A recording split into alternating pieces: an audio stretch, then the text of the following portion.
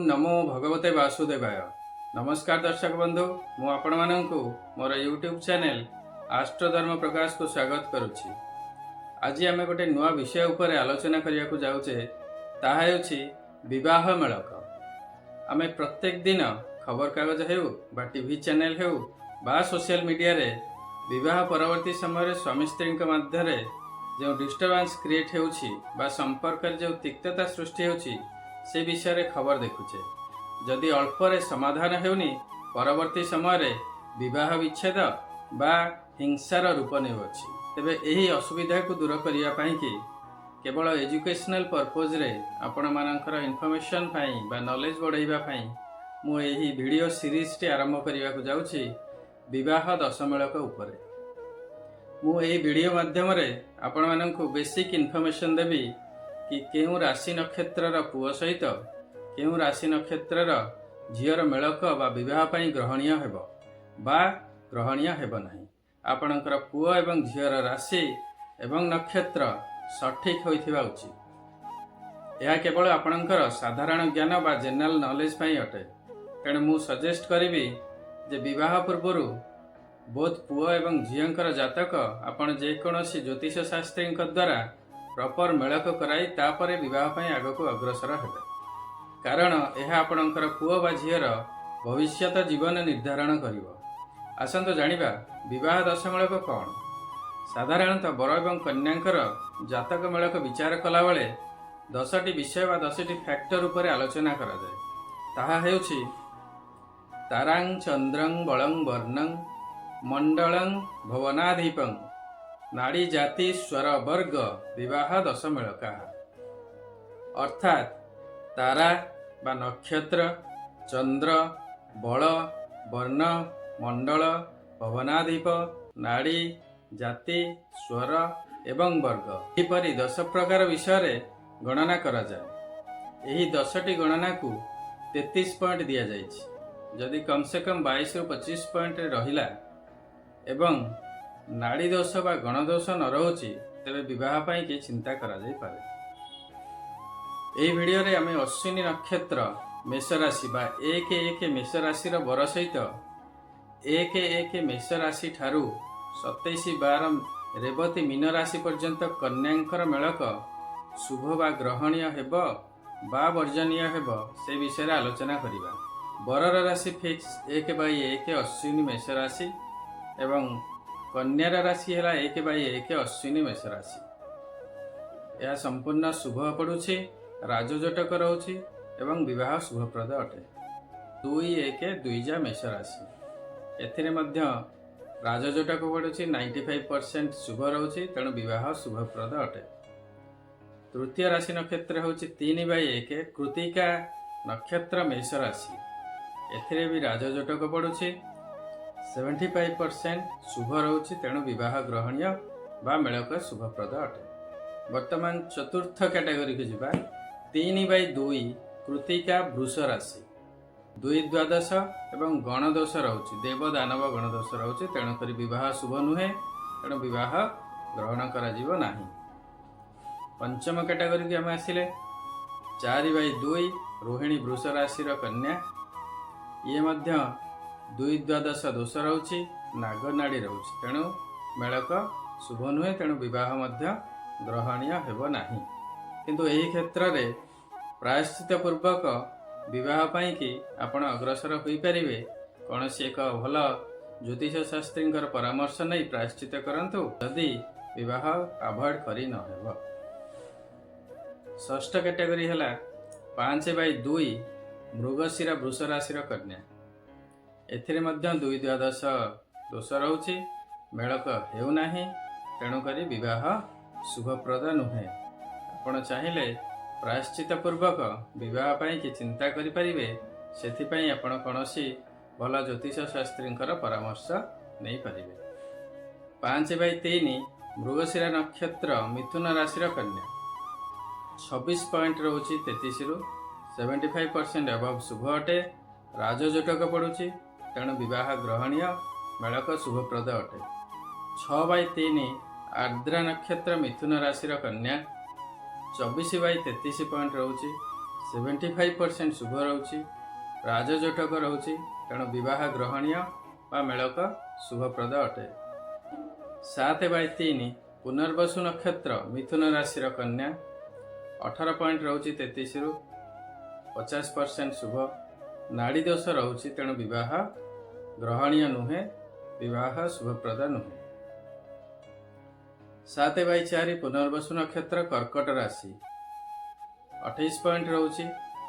नागनाड़ी दोष रोचे तेणु विवाह ग्रहणीय नुहे, मेलक शुभप्रद नुहे। मात्र आपण ए क्षेत्र रे भी यदि विवाह करने को चाहूथिबे तेबे कौन से ज्योतिष शास्त्री को देखाई प्रायश्चित कराई विवाह पाई अग्रसर हो पारिबे।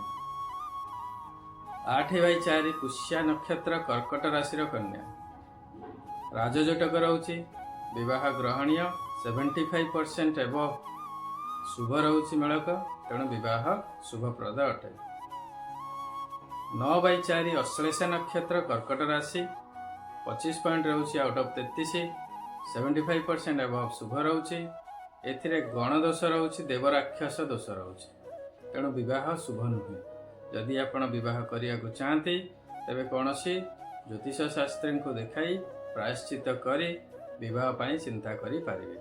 10/5 मघा नक्षत्र सिंह राशि एथिरे मध्य नवम पंचक एवं नागनाड़ी दोष रोचे तेणु मेलक शुभ नुहे, अशुभ अटे, विवाह ग्रहणीय नुहे। 11/5 पूर्व फाल्गुनी नक्षत्र सिंह राशि एथिरे मध्य नवम पंचक दोष रोचे तेणु विवाह शुभ नुहे।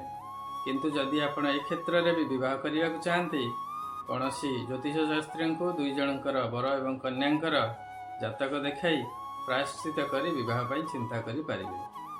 12/5 उत्तर फाल्गुनी नक्षत्र सिंह राशि नवम पंचक दोष रोचे, अशुभ रोचे तेणु विवाह वर्जनीय अटे। नेक्स्ट आम जा 12/6 उत्तर फाल्गुनी कन्या राशि एथिरे मध्य षडाष्टक दोष रोचे, मेलक पड़ूना तेणु विवाह ग्रहणीय नुहे, विवाह अशुभ अटे।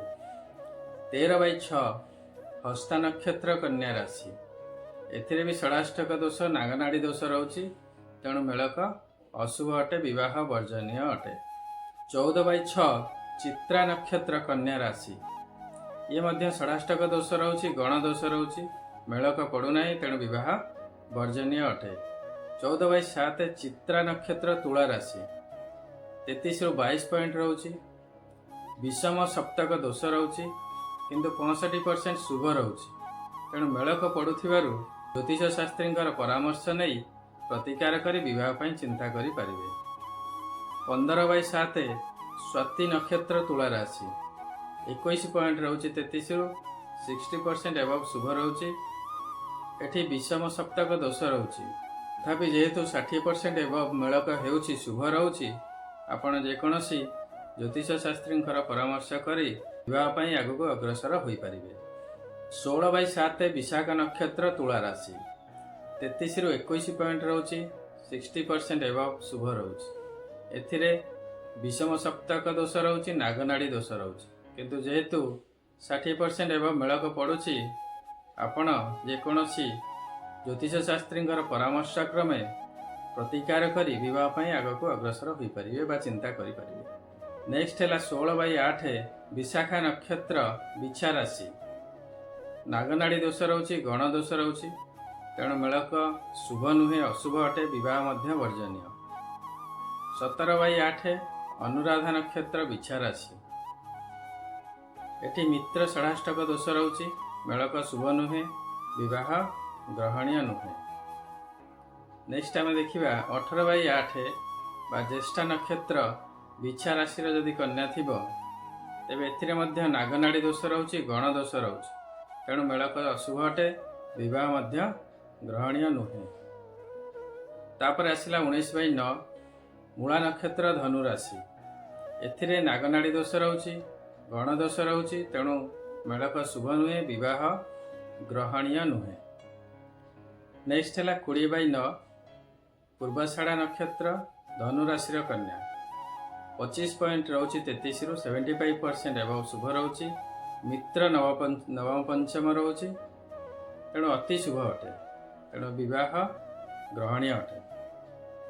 21/9 ଉତ୍ତରାଷାଢ଼ା ନକ୍ଷତ୍ର ଧନୁ ରାଶି। ଇଏ ବି 24 ପଏଣ୍ଟ ରହୁଛି 33% ଏବଭ୍ ଶୁଭ ରହୁଛି। ମିତ୍ର ନବମ ପଞ୍ଚମ ରହୁଛି, ତେଣୁ ଅତ୍ୟନ୍ତ ଶୁଭ ଅଟେ। ବିବାହ କରଣୀୟ ବା ଗ୍ରହଣୀୟ।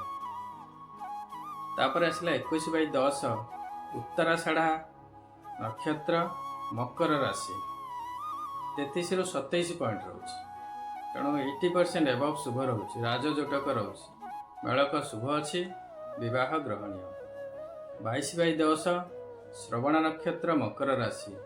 ଇଏ ମଧ୍ୟ 28 ପଏଣ୍ଟ ରହୁଛି 33ରୁ, ଯେଉଁଟାକି 85% ପାଖାପାଖି ଶୁଭ ରହୁଛି। ରାଜଯୋଟକ ରହୁଛି, ଅତ୍ୟନ୍ତ ଶୁଭ ଅଟେ। ତେଣୁ ବିବାହ ଗ୍ରହଣୀୟ ଅଟେ। ତାପରେ ଆମେ ଦେଖିବା 23/10 ଧନିଷ୍ଠା ନକ୍ଷତ୍ର ମକର ରାଶି। 20 ପଏଣ୍ଟ ରହୁଛି 33ରୁ, 60% ଶୁଭ ରହୁଛି। କିନ୍ତୁ ଷଡ଼ନାଡ଼ି ବା ଗଣଦୋଷ ରହୁଛି। ମାତ୍ର 60% ଶୁଭ ଥିବାରୁ କୌଣସି ଜ୍ୟୋତିଷ ଶାସ୍ତ୍ରୀଙ୍କୁ ବରକନ୍ୟାଙ୍କର ଜାତକ ଦେଖାଇ ପ୍ରପର ପ୍ରାୟଶ୍ଚିତ କରି ବିବାହ ପାଇଁ ଚିନ୍ତା କରିପାରିବେ। 23/11 ଧନିଷ୍ଠା ନକ୍ଷତ୍ର କୁମ୍ଭ ରାଶି। ଏଥିରେ ଷଡ଼ନାଡ଼ି ଏବଂ ଗଣଦୋଷ ରହୁଛି, ମେଳକ ଶୁଭ ନୁହେଁ, ତେଣୁ ବିବାହ ଗ୍ରହଣୀୟ ନୁହେଁ। ତାପରେ ଆମେ ଦେଖିବା 24/11 ଶତଭିଷା ନକ୍ଷତ୍ର କୁମ୍ଭ ରାଶି। 23 ପଏଣ୍ଟ ରହୁଛି 33ରୁ, 70% ଏବଭ୍ ଶୁଭ ରହୁଛି। ରାଜଯୋଟକ ରହୁଛି, ମେଳକ ଶୁଭ ଅଟେ, ତେଣୁ ବିବାହ ଗ୍ରହଣୀୟ। 25/11 ପୂର୍ବଭାଦ୍ରା ନକ୍ଷତ୍ର କୁମ୍ଭ ରାଶି। ରାଜଯୋଟକ ପଡ଼ୁଛି, ମେଳକ ଶୁଭ ଅଛି, ତେଣୁ ବିବାହ ଗ୍ରହଣୀୟ। 25/12 ପୂର୍ବଭାଦ୍ରା ନକ୍ଷତ୍ର ମୀନ ରାଶି। ଷଡ଼ନାଡ଼ି ଦୋଷ ରହୁଛି, ନାଗନାଡ଼ି ଦୋଷ ରହୁଛି, ତେଣୁ ମେଳକ ଶୁଭ ନୁହେଁ, ଅଶୁଭ ଅଟେ। ବିବାହ ବର୍ଜନୀୟ। 26/12 ଉତ୍ତରଭାଦ୍ରା ନକ୍ଷତ୍ର ମୀନ ରାଶି। ମିତ୍ର 2 ଦ୍ୱାଦଶକ ରହୁଛି, ମେଳକ ଶୁଭ ଅଛି, 70% ଏବଭ୍ ଶୁଭ ରହୁଛି, ତେଣୁ ବିବାହ ଗ୍ରହଣୀୟ। ଲାଷ୍ଟ ହେଲା 27/12 ରେବତୀ ନକ୍ଷତ୍ର ମୀନ ରାଶି। 25 ପଏଣ୍ଟ ରହୁଛି 33ରୁ, 75% ଏବଭ୍ ଶୁଭ ରହୁଛି। ମିତ୍ର 2 ଦ୍ୱାଦଶ ରହୁଛି, ତେଣୁ ମେଳକ ଶୁଭ ଅଟେ। ବିବାହ ଗ୍ରହଣୀୟ ଅଟେ। ଆଶା କରୁଛି ଏଥିରୁ ଆପଣଙ୍କୁ ଗୋଟେ ଜେନେରାଲ ଆଇଡ଼ିଆ ଆସିଯାଇଥିବ କେଉଁ ନକ୍ଷତ୍ର ଏବଂ ରାଶିର ବର ସହିତ କେଉଁ ରାଶି ନକ୍ଷତ୍ରର କନ୍ୟାର ମେଳକ ଶୁଭ ହେବ ବା ଅଶୁଭ ହେବ।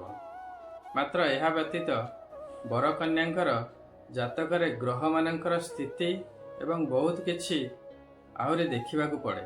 ତେଣୁ ବିବାହ ପାଇଁ ଫାଇନାଲ ଡିସିସନ୍ ନେବା ପୂର୍ବରୁ ଆପଣ କୌଣସି ଭଲ ଜ୍ୟୋତିଷ ଶାସ୍ତ୍ରୀଙ୍କ ଦ୍ୱାରା ପ୍ରପର ମେଳକ କରାଇ ବିବାହ ପାଇଁ ଅଗ୍ରସର ହେବା ଉଚିତ।